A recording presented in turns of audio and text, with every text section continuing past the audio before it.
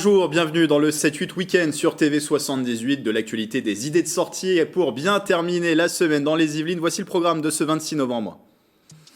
Face à la 5e vague de Covid-19, les annonces du gouvernement, tous les plus de 18 ans sont désormais invités à effectuer une 3e dose de vaccin 5 mois après leur dernière injection, sans quoi leur passe sanitaire serait désactivé. Entre précipitation pour prendre un rendez-vous et inquiétude, les réactions à suivre. Un nouveau président pour la Chambre de commerce et d'industrie des Yvelines, Guillaume Quérou, a été élu cette semaine pour un mandat de 5 ans. Il succède à Gérard Bachelier à la tête de la CCI 78 pendant 8 ans et Guillaume Quérou est notre invité. Et puis comme chaque vendredi, notre sélection d'idées pour sortir dans le département, c'est dans la deuxième partie de cette émission. Et c'est avec bien sûr Bichente Merien Santisteban. Bonjour Bichente. Bonjour Grégory. Quel est le programme du jour ? Aujourd'hui on va parler magie, on va parler Star Wars, mais aussi de football par exemple encore. Vous me prenez par les sentiments aujourd'hui Bichente et ce sera tout à l'heure dans le 7-8 Week-end. L'actualité d'abord, un taux d'incidence qui est repassé au-dessus des 200 dans les Yvelines. L'épidémie de Covid-19 est en forte hausse partout en France pour contrer la 5e vague. Le ministre de la Santé Olivier Véran s'est exprimé ce jeudi. À retenir dans les annonces l'ouverture des samedis de la campagne de rappel du vaccin pour tous les adultes de plus de 18 ans et plus. Sous les recommandations de la Haute Autorité de Santé, cette 3e dose est à effectuer 5 mois après la dernière injection. Dès le 15 janvier d'ailleurs, le pass sanitaire sera désactivé si la dose de rappel n'a pas été réalisée dans un délai de 7 mois après la dernière injection. Conséquence des annonces, le site Doctolib a été vite saturé ce jeudi. La plateforme pour prendre des rendez-vous de vaccination a connu une fréquentation record. 1 million de rendez-vous enregistrés en une journée. Entre précipitation pour trouver un créneau et inquiétude, écoutez les quelques réactions de ces Yvelinois collectées par Mathilde Franco dans une pharmacie du département. J'ai dû m'inscrire pour avoir un rendez-vous pour la 3e dose contre le Covid. J'aurais aimé que ce soit avant les fêtes, mais malheureusement ce sera pour le 4 janvier. Oui, je suis soignante, donc je suis obligée et oui, je vais le faire. J'ai commencé là à regarder, c'est un peu compliqué là au niveau des places, mais je suis en repos cette semaine, donc il faut que je le fasse. Je suis encore dans les délais parce que c'est 6 mois par rapport au pass, mais je vais le faire. Je sais que j'irai au vaccinodrome de Saint-Quentin s'il n'est pas fermé. J'ai vu que on va devoir se vacciner, sinon le pass sanitaire sera plus disponible. Et donc je pense que je me vaccinerai, j'aurai pas le choix parce que pour faire des sorties avec les amis, ce sera nécessaire. Ils commencent à fermer les centres de vaccination, donc ça devient plus compliqué ça va être compliqué après pour se vacciner. Et avec des centres de vaccination qui ont fermé leurs portes, d'autres qui ont réduit la voilure, difficile de s'organiser pour injecter une 3e dose de vaccin à tous les adultes de plus de 18 ans. Ce pharmacien est également inquiet. Écoutez. Là, les vaccinodromes sont moins performants, ont moins de capacité de vaccination qu'auparavant. Donc le relais doit être pris par les professionnels de santé libéraux, médecins, pharmaciens notamment.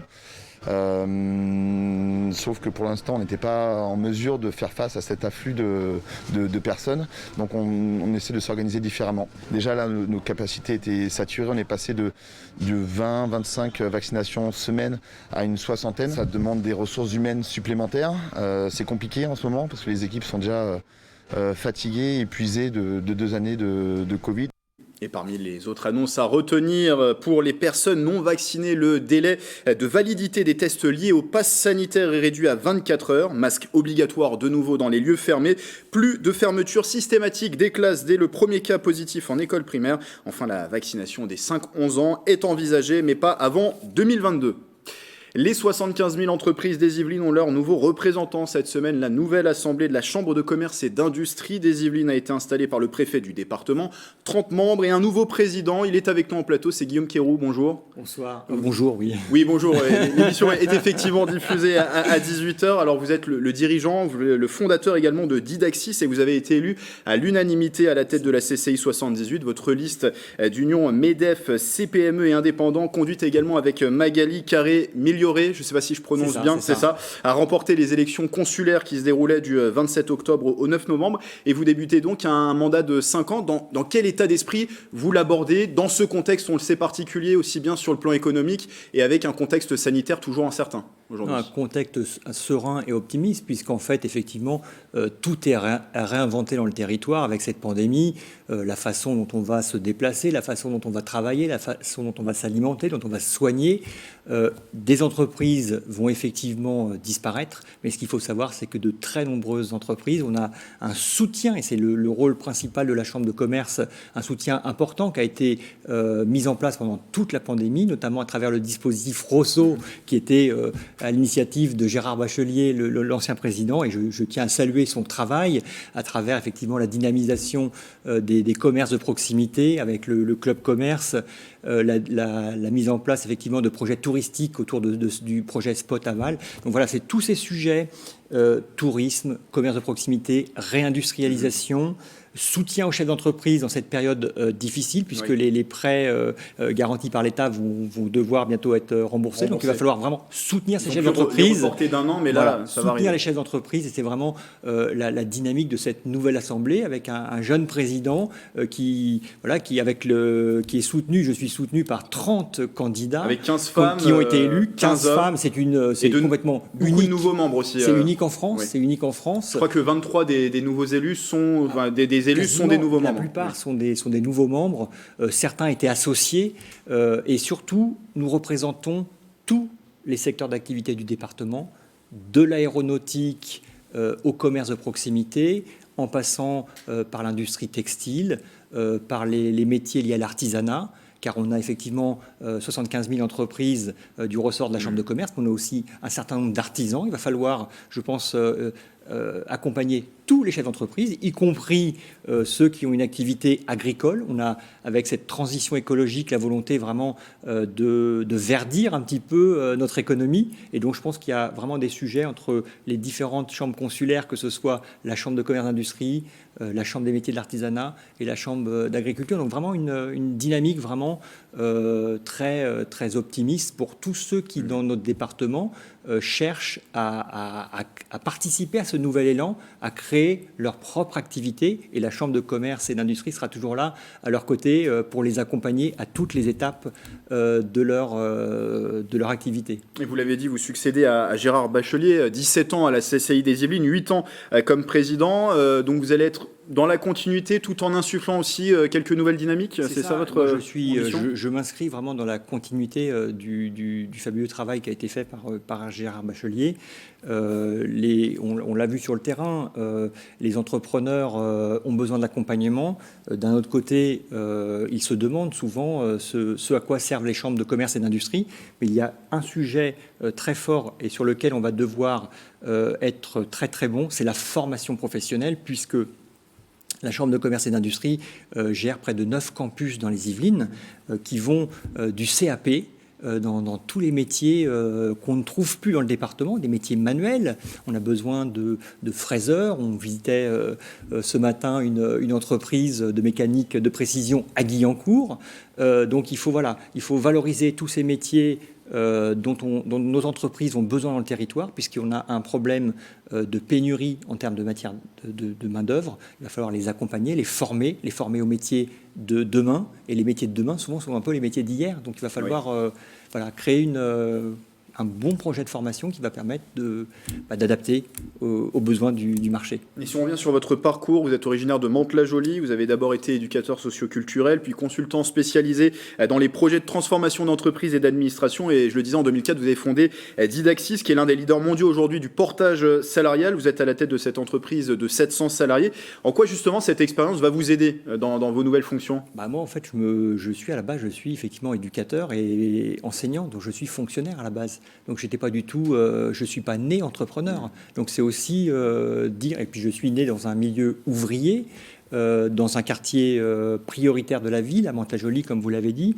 Donc c'est aussi le signal à tous nos jeunes qui nous écoutent, qui ne trouvent pas de voie à travers leur trajectoire professionnelle, de savoir que l'entreprise est un véritable ascenseur social, que ça fonctionne. Et c'est vraiment ce message-là que j'ai envie de passer à tous les Yvelinois, et qu'ils soient jeunes et moins jeunes, parce qu'on a aussi le chômage des seniors. Il va falloir vraiment qu'on soit tous unis, tous ensemble, collectivement, pour accompagner ce nouvel élan dans notre territoire, puisque il faut savoir, 25% des emplois de 2030, donc c'est demain, seront indépendants. Donc comment on fait pour accompagner tous ces néo-entrepreneurs? Voilà, c'est le projet de mon équipe. Il nous reste 30 secondes. Vos premières priorités, vous le disiez tout à l'heure, le volet industriel de ce département, on le sait, la vallée de Seine, 50 ans en Yvelines, un fort potentiel industriel. Également, peut-être redynamiser le tourisme. L'accompagnement, voilà, l'accompagnement industriel et surtout, je veux dire, la proximité, la revitalisation des cœurs de ville à travers ces commerces de proximité. Vraiment le soutien, la proximité, les talents et puis surtout les territoires avec l'accompagnement de la ruralité. Merci à Guillaume Quéroux d'être venu en plateau et je le rappelle, nouveau président de la CCI Versailles-Yvelines, la Chambre de commerce et d'industrie. Dans l'actualité également, la visite d'Amélie de Montchalin ce vendredi dans les Yvelines. La ministre de la Transformation et de la Fonction publique était à Houille dans la matinée. L'occasion d'échanger avec des apprentis en formation petite enfance dans la commune. Entre 2016 et 2021, le nombre d'apprentis accueillis dans la fonction publique a presque doublé, passant de 13 000 à 24 800. Que faut-il retenir de l'actualité de la semaine dans les Yvelines? Mathilde Francou vous résume le tout en 78 secondes.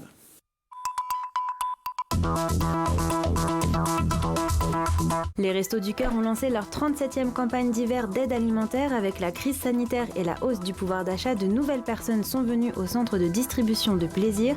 Celui-ci observe une augmentation de 40% des bénéficiaires. 13 militants appartenant au mouvement d'ultra-droite Recolonisation France ont été interpellés. L'un des membres est un colonel de gendarmerie en poste dans les Yvelines. Lors des perquisitions, une cinquantaine d'armes, des gilets pare-balles et un exemplaire de Mein Kampf ont été trouvés. Karim Benzema reconnu coupable de complicité et de tentative de chantage dans l'affaire de la sextape de Mathieu Valbuena.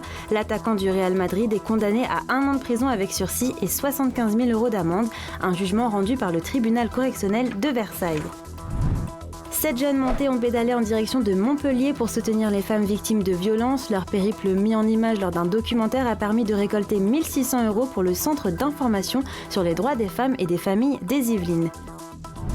Et enfin, la collecte du centre pédiatrique des Côtes situé aux Loges en Josas, officiellement lancée. Retenu pour le loto du patrimoine, le site du 19e siècle doit être rénové.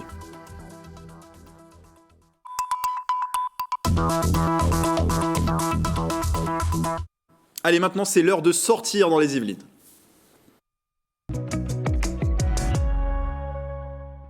Avec bien entendu la sélection de Bichente Mérien Santisteban qui est revenue en plateau. Et pour commencer, vous nous faites rentrer dans le monde de la grande illusion, Bichente. Oui, Grégory, avec un festival qui va se dérouler tout le week-end. Ça commence samedi à 14h30, un festival de magie, donc le premier spectacle qui s'appelle Le Fantôme du Pirate. Puis à 16h, un atelier de magie pour les petits et les grands. Et à partir de 20h, la grande soirée débute. Nadia El Meliani, organisatrice du festival, vous en dit plus. Le soir, on va être dans une ambiance cabaret, avec du close-up d'abord et ensuite le cabaret de la grande illusion. Charlie, le champion de France de 2016, sera parmi nous et donc ce sera génial. Ça termine donc dimanche par un spectacle familial à 15h30 et pour le casting, de nombreux magiciens seront présents. Nadia El Meliani l'a mentionné, Charlie, champion de France de magie en 2016, mais pas que, il vient avec ses acolytes, magiciens illusionnistes. Nous avons rencontré l'un d'eux, Philippe D. Avoir une vraie salle de spectacle avec ça entre amis magiciens et puis vraiment accueillir bien les spectateurs, leur faire un grand spectacle, ça c'est quelque chose qui nous tient vraiment à cœur. Avoir vraiment un gros plateau d'artistes avec énormément de moyens techniques, ça c'est quelque chose qu'ils verront une fois, deux fois dans leur vie, quoi.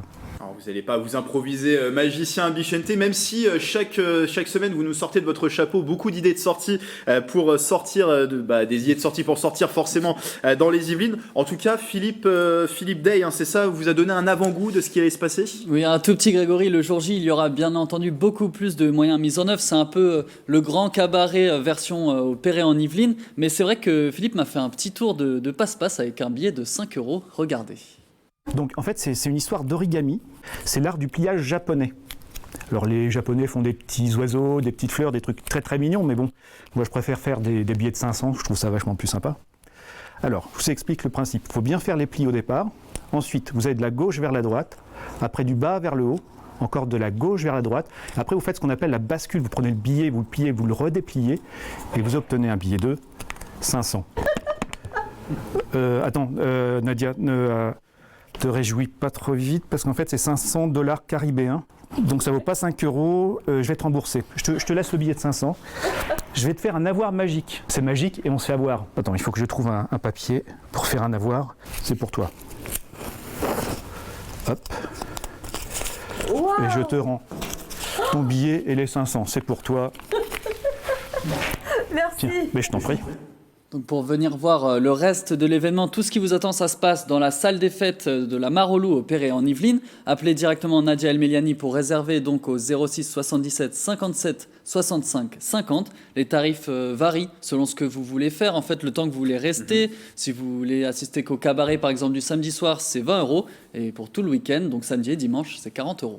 Place à présent, Bichente, à votre invité du jour avec une exposition inspirée d'une célèbre saga Par-delà les étoiles. Oui, Voisins contre-attaque. Grégory, c'est le nom de l'exposition lancée dès demain, samedi 27 novembre, à la maison de Coville de Voisins-le-Bretonneux. Pour nous en parler, nous recevons Johan Schellim, médiateur culturel de Voisins, par visioconférence. Bonjour.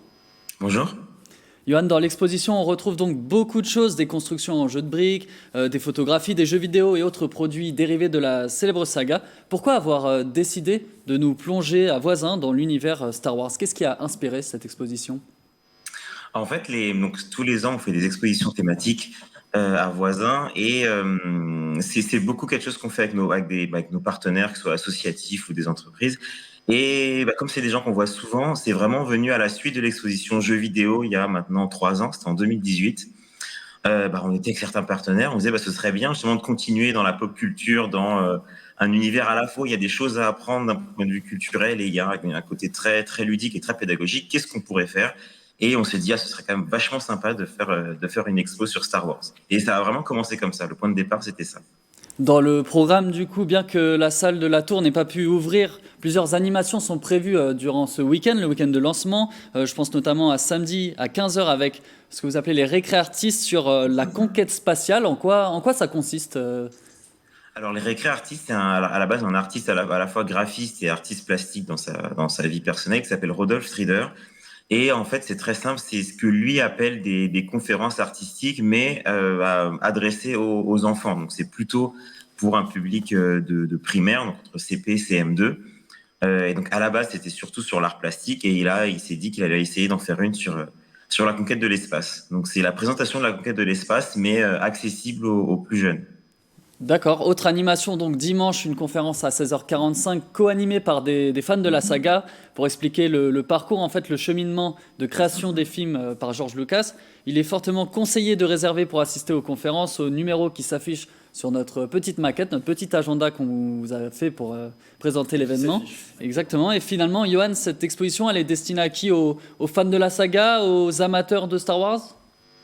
Alors plutôt justement, comme toutes nos expositions, c'est plutôt pour les curieux, on va dire. On a un grand public de famille et c'est les personnes qui connaissent peut-être pas beaucoup Star Wars, qui ont vu que 1 ou 2 films et qui justement ont envie d'en savoir plus et ont envie de venir découvrir un petit peu, creuser un peu dans l'univers, s'amuser un petit peu aussi parce qu'on a des consoles interactives ou quelques petits modules accessibles au public.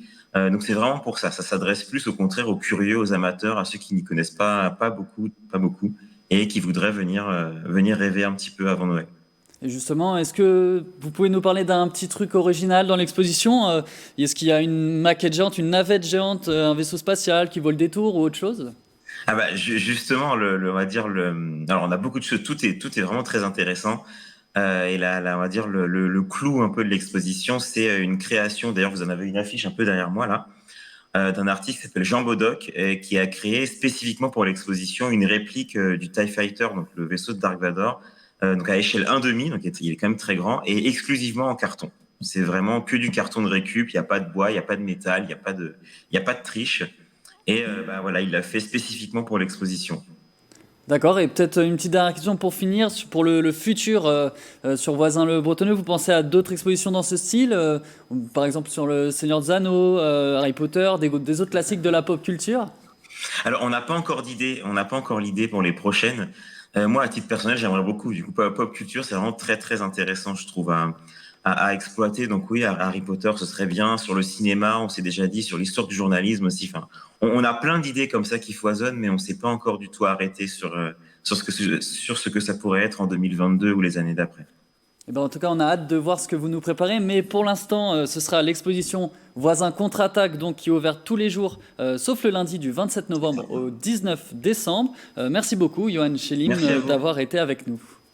Merci à vous. Merci à vous, Bichente. Vous avez lancé quelques inspirations peut-être pour les prochaines années. C'est quoi votre personnage préféré dans Star Wars, juste comme ça? Un petit bonhomme vert qui parle à l'envers. Et qui parle bizarrement. Maître Yoda, que j'aime beaucoup aussi. Alors une autre exposition à présent à Bichente, dans un tout autre registre, du côté de Jouy en Josas. Oui, jusqu'au 27 mars, étoffe et littérature est à découvrir au musée de la Toile de Jouy. Cette exposition présente les différentes œuvres littéraires qui ont inspiré les arts décoratifs, notamment le textile. Reportage.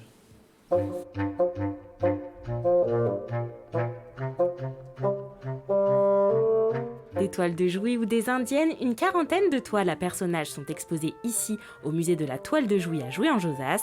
Étoffe et littérature décrit les liens entre les ouvrages et ces tissus imprimés très populaires au XVIIIe et au XIXe siècle. Ils étaient utilisés pour l'ameublement. Principalement pour la chambre, qui nous permettent donc de rêver, de se souvenir. On n'a pas de télévision, on n'a pas de radio. Comment est-ce qu'on se souvient de ce qu'on a lu, de ce qu'on a vu au théâtre, de ce qu'on a entendu à l'opéra? On va avoir des toiles littéraires.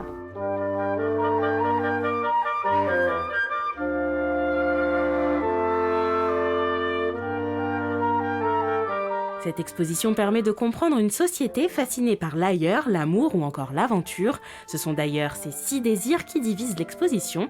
Des grands navigateurs comme Cook ou encore de Bougainville vont apporter cet esprit de découverte dans les toiles. On va retrouver énormément de motifs, comme là par exemple un cocotier ou d'autres civilisations, comme ici les Aztèques, des statues, des cactus.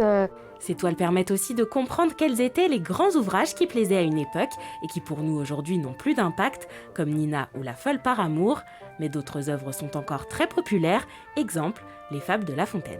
Un oiseau sur un arbre et un animal à 4 pattes en dessous, le corbeau et le renard. La manufacture Oberkampf semble être à l'origine de ce courant en France. Ces toiles sont imprimées sur une plaque de cuivre. Très rarement, elles peuvent être imprimées également à la planche de bois. Voilà pour cette exposition à Jouy en Josas. Et on va terminer cette émission Bichente avec d'autres rendez-vous en bref.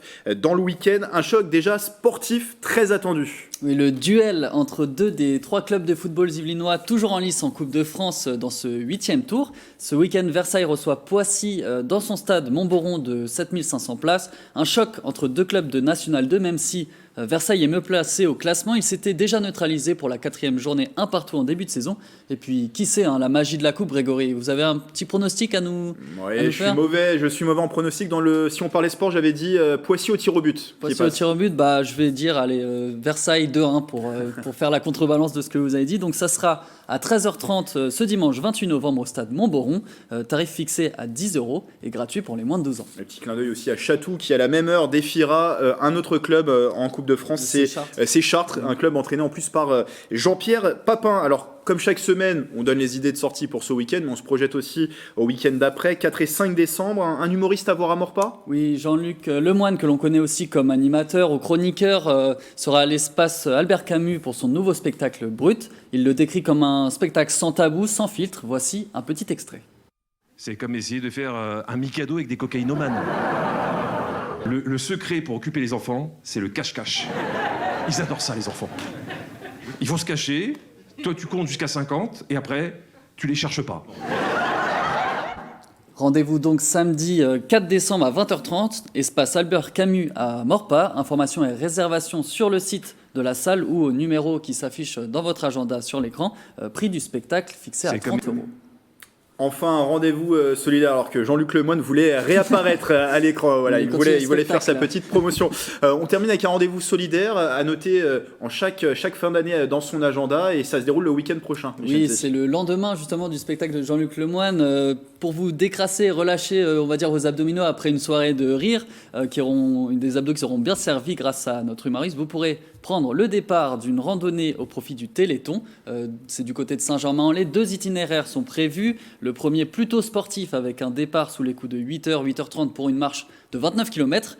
Le second, on va dire un peu plus pépère, mais quand même, puisque c'est 13 km à 13h, les départs sont donnés donc à la piscine de Saint-Germain-en-Laye. Pour participer, c'est un don de minimum 15 € au Téléthon, de quoi allier l'utile à l'agréable et une journée quand même bien sportive, Grégory. Peu importe le départ que vous prendrez, l'arrivée est calculée sur les coups de 17h, 17h30. Le Téléthon en 2021, ce marathon en faveur de la recherche pour les maladies génétiques rares, c'est les 3 et 4 décembre. Beaucoup de communes yvelinoises sont chaque année engagées et mobilisées, notamment à Villepreux. On aura l'occasion de présenter justement le programme à Villepreux avec notre invité la semaine prochaine. Merci Bichente, on se donne justement rendez-vous vendredi prochain. D'ici là, prenez soin de vous. Merci Grégory. Et prenez soin de vous également. Merci d'avoir suivi cette émission, le 7-8 Week-end qui touche à sa fin. On se retrouve bien sûr lundi pour le retour du journal sur TV78. Très bon week-end à tous.